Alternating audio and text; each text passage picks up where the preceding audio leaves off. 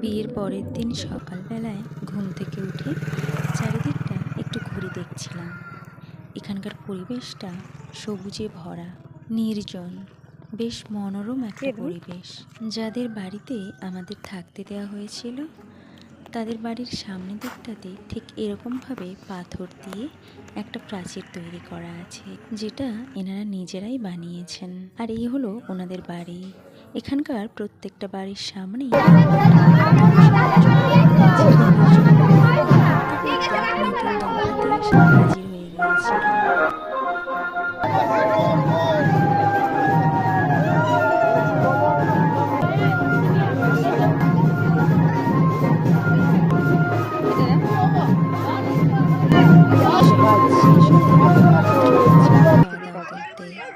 খাওয়া দাওয়া করে এসে দেখলাম নতুন জুটিকে পুকুর পাড়ে নিয়ে আসা হয়েছে।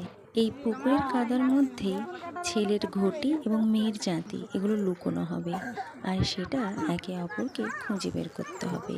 আর এই একই প্রক্রিয়া চলবে 3 বার। আর এটাই ছিল বিয়ের পরের দিন সকালের গল্প।